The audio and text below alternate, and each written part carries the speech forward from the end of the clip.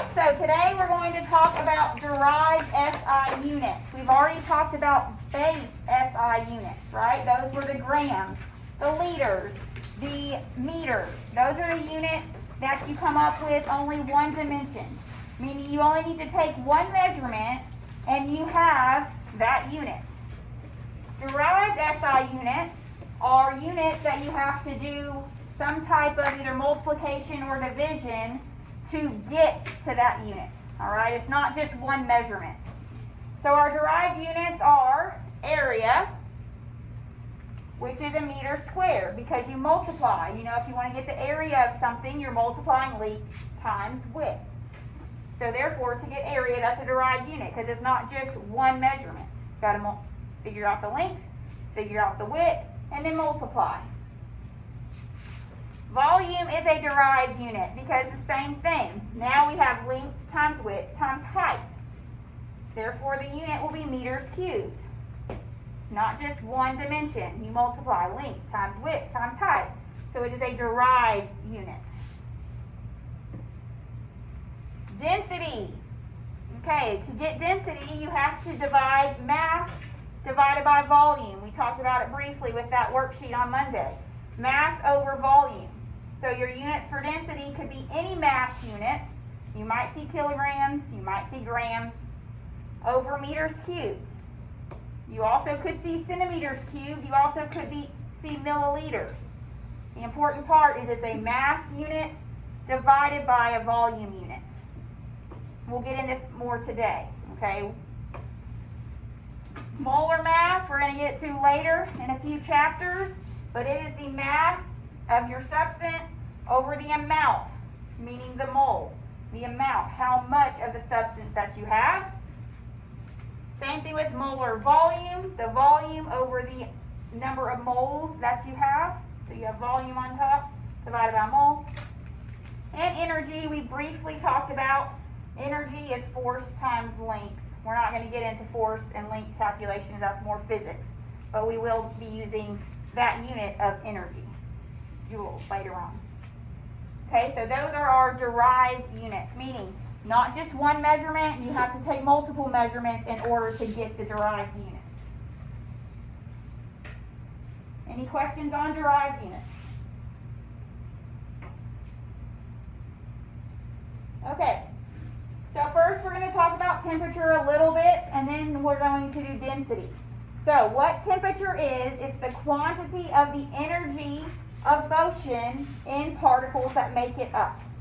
Basically, when you take the temperature of something, you're measuring how much energy those particles have, how fast they're moving around. Right? You know, if you're going to take the temperature of ice, it's going to be very low, right? Because ice is a solid. And how fast are solid particles moving? Not very, right? That's why the temperature is low. But now if you take the temperature of a gas, should the temperature of a gas be high or low? Should be very high. Well, what's happening to the particles of a gas? Are they moving quickly or slow? Very quickly, okay? So that is what temperature is measuring. How fast are the particles moving? There's 3 different temperature scales. Degree Celsius, you've probably heard of all these. Degree Fahrenheit and Kelvin. There's no degree sign in front of Kelvin, just a capital K. We have different melting points on all 3 of these scales and different boiling points. That just shows you the relationship between those 3 different scales. They all mean the same thing. This is all water boiling when we get to 100 degrees Celsius, 212 degrees Fahrenheit, or 373.15 Kelvin. So what this is meaning, it's all the same point. It's all the same temperature, but the value is different depending on what scale you're looking at. We're not going to deal much with Fahrenheit, but I do want you to know the conversion here for Kelvin to Celsius. Okay? Kelvin to Celsius, simple. If you have Celsius, you just add 273.15 to get Kelvin. Right? If I give you Kelvin, what do I do to solve for Celsius? You would subtract. 273.15, okay, to get to Celsius. Fahrenheit's a little more complicated. You got some multiplication and division in there. We don't deal with Fahrenheit as much, so we're just going to keep it simple with Celsius and Kelvin. Okay, so know that conversion. Any questions on temperature? Okay. Volume. Okay, we need to know volume in order. I told you we're getting to density, and we're getting there. Don't worry. But we got to know volume, right? Because volume is part of the density formula. All right, so volume is the amount of space occupied by an object. If I have a 2-liter bottle of Coke, that 2 liters is that how much space that Coke takes up. Okay, volume is a cubic measurement, meaning it's in 3D. So it's talking about how much space is occupied by whatever object you're talking about. Okay, so volume is the amount of space. There's 2 ways to measure volume. Okay, if you have a regularly shaped solid, meaning that rectangular prism that we talked about the other day. I am not an artist, so do not judge me on my artwork. Here. Okay, so rectangular shaped prism. Remember, you would multiply length times, well, I guess it depends which way you look on it. We'll do, say, length times width times height. Because that is a regularly shaped object. You can easily measure those dimensions and come up with a good volume. Same thing with a cube, right? If I have a cube, well, what's different from a cube than a rectangular prism? It's all the same, right? All sides are the same. So you would do side times side times side, right? Because you're probably only going to get one measurement for it because it's the same. Okay, so regularly shaped are easy to calculate. Length times width times height, multiply them together. But then we have some irregularly shaped objects. Maybe a rock that you want to find out the volume of. Well, you can't very easily measure length times width times height of a rock. So we have this way. Tobias Jones, please come to the Student Center. Tobias Jones. So we have this way to measure it called water displacement. Does anyone know what water displacement is, or how would you do that? Yes, sir. So pretty much you would just get like a carton of water, I guess, and you put it in there, or it has measurements, and you put it in there and you measure the difference in height. Exactly right. So if I didn't know what the volume of an object was and I couldn't easily measure it, you use water displacement. And he's exactly right. So you would take some kind of measurement tool, probably a graduated cylinder. All right, I would find out what is my volume of water empty, or not empty, but with the water in it. Let's say we're at 5 milliliters. Okay, well, that's good enough. Well, in I drop my rock. When I drop my rock, my water level goes up to 8 milliliters. What is the volume of my rock? 3, okay? 3 milliliters of water was displaced when I dropped my rock in there, okay? So that is where the term water displacement comes from. How much water is displaced? All right, and that's the volume of the object that you added to it. Any questions on volume measurements? Units of volume are typically going to be meters cubed or centimeters cubed for the regularly shaped objects, okay? Because your measurement would be a meter times a meter times a meter gives you meter cubed. Or centimeter times centimeter times centimeter. Centimeter cubed. The water displacement measurement is typically going to be given in milliliters, okay? Because that's what the tool you use, graduated cylinder, beaker, whatever you use, is going to have the units of milliliter, okay? So you'll use milliliter for volume if you use water displacement. 1 milliliter is a good conversion to know if you ever need to convert from these different types of units. Milliliters, centimeter cubed is equal.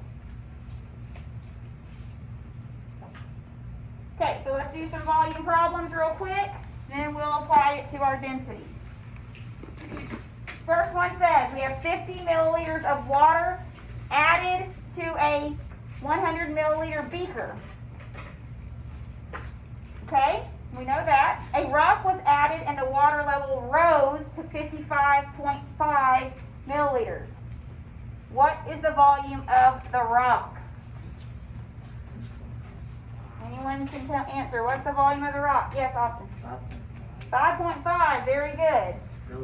Milliliters, even better. Do I even need to know the 100? No, that's just extra information. Okay, so don't get confused with that 100. That's just telling you what kind of beaker you're using. Really, you don't need to know. But basically, if we want to find our volume, if you want a formula for it, volume final minus volume initial. That's basically all you're doing. What was my ending volume? What was the volume that I started with? Now I'm giving you the volume of your rock. So, my volume of my rock is going to be my final volume, 55.5 milliliters, minus my initial volume, 50 milliliters. And just like Austin said, it will be 5.5 milliliters.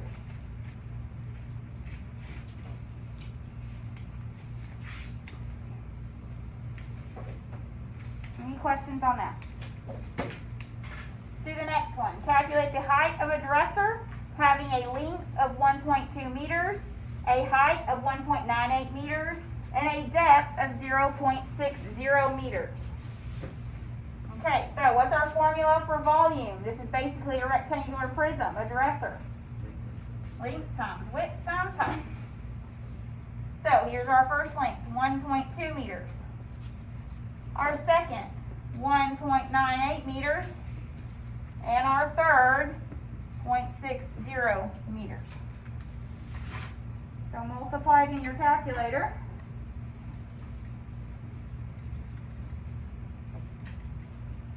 And you would get 1.42. You think I can write down all those digits? Nope. We gotta look at our sig figs, right?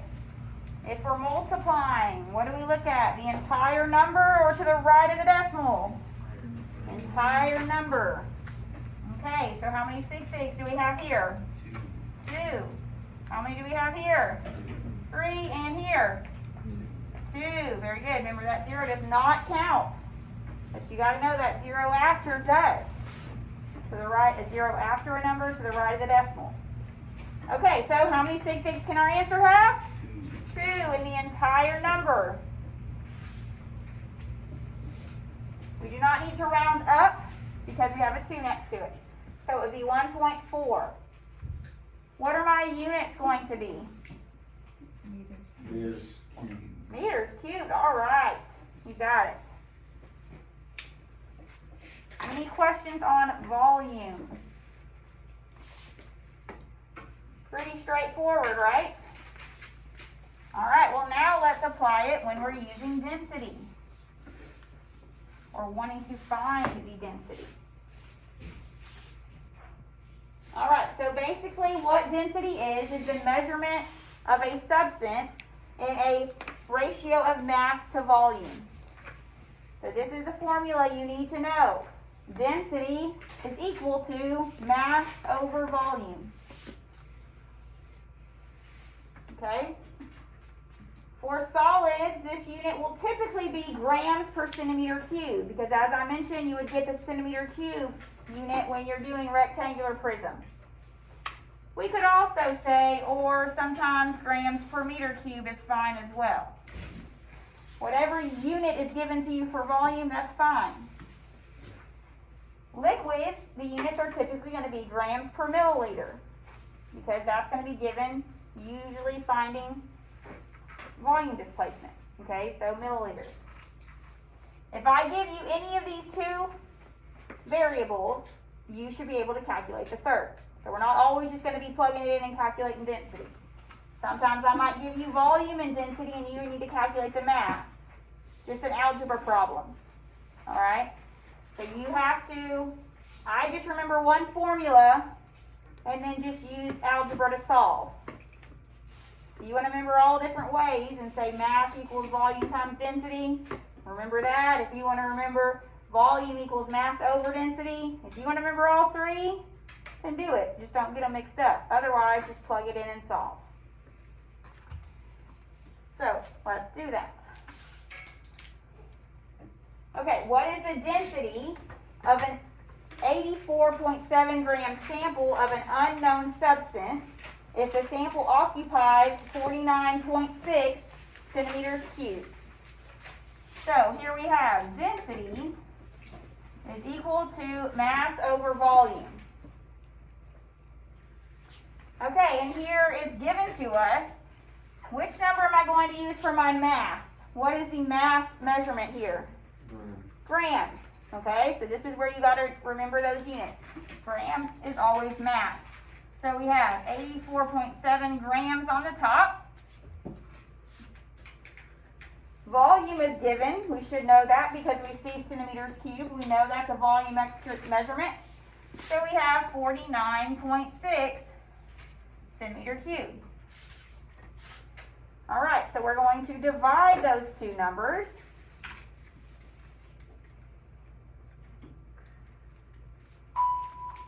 Brantley Wright to the Student Center. Brantley Wright to the Student Center. Okay.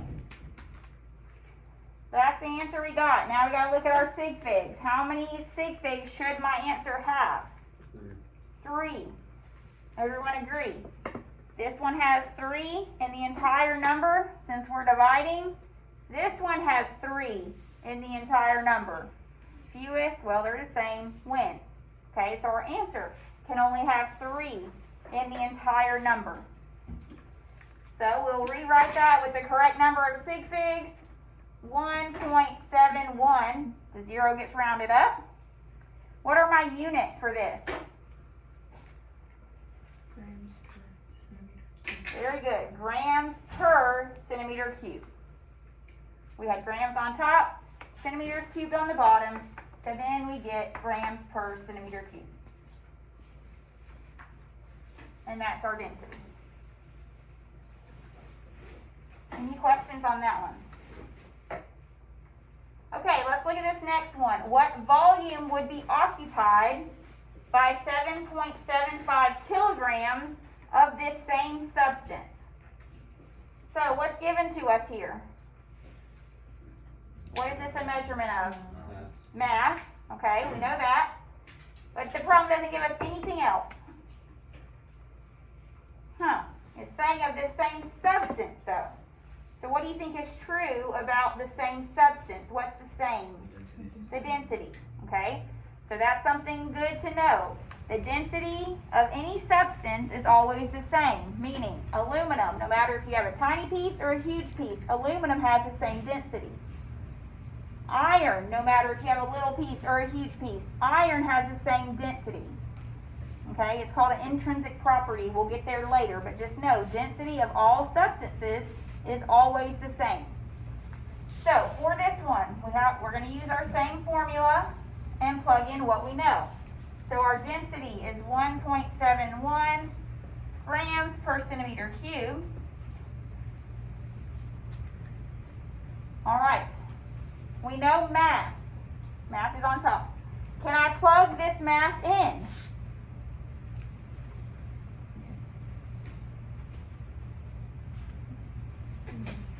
We cannot. Can someone tell me why I cannot plug this mass in here? Oh, it's in kilograms. Because what? It's kilograms. It's kilograms. Okay? If my units are not the same units as what my density units are, I have to convert them. Otherwise, they're not going to cancel properly. Okay? There's a multi-step problem here.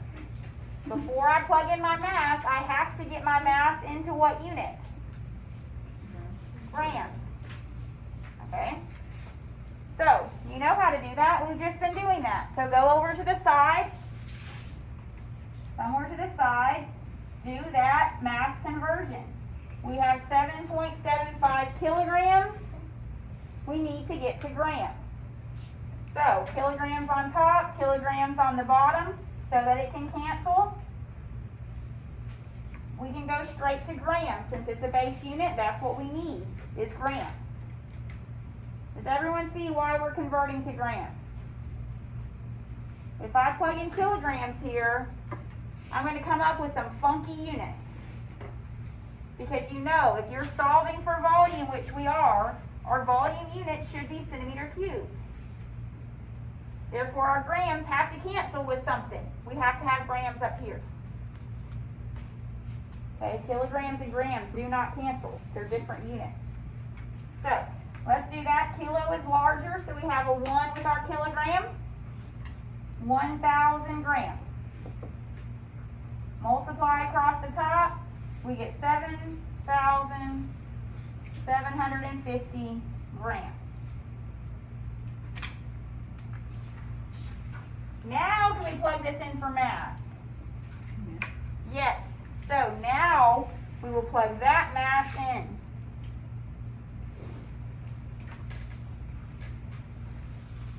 The reason why I plug my units in with it is so that I can see that they're the same and that they will cancel. Okay, that helps me to be able to know I plugged the right values in. Okay, now back to algebra. I know you all have taken, right, algebra? You should know how to solve. Think of V as any X, as you would in math. What would I do first? My first step to get V off the bottom. Multiply B to both sides. Multiply V to both sides, right? So, multiply by V over here. Well, what happens to my V on this side? It cancels. Okay, good. I don't want V on the bottom. I can't solve for V if it's on the bottom.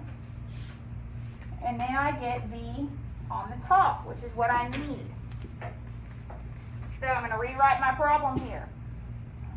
I'm telling you what, I got to go through all these markers. Okay, so then we have V times 1.71 grams per centimeter cubed equals 7,750 grams. Now what should I do to get V by itself? Very good. Everyone agree. Now I will divide by 1.71. Divide by 1.71. This cancels. Now it leaves V all by itself, and I will divide these two numbers.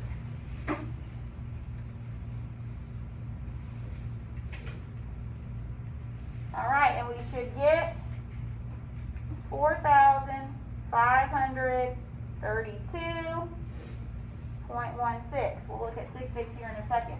What happens to my grams? They cancel. So what are my final units for centimeters? For volume. I just told you. Centimeter cubed. Last step. What do we got to do? Check my sig figs. How many sig figs did I start with in the problem? 3. That's my measurement. My answer can therefore have 3. How do I make this answer have 3 sig figs? Round, okay. And then what do I need to do? That's 3. Add a 0. 4,530 centimeter cubed. If you like it better, put it in scientific notation. 4.53. There's your 3 sig figs. 4.53 times 10 to the third. If you like that better. Still 3 sig figs. Still the same value. All right. Now, if I had a problem asking for mass, how would I solve for mass? Think just in terms of my variables here. If I'm looking for mass, m is my variable, my x, how would I solve for mass? You just multiply v to both sides. Multiply my v to both sides, right? To get m by itself. So that's what I'm saying. To me, I just plug it in and do the algebra and solve. Okay, it's easier to me than trying to remember all these flip-flop ways of the formula. I remember one formula and then plug it in. But don't just think, oh, I'm always going to multiply or I'm always going to divide. Because as you can see, no, sometimes you got to do both.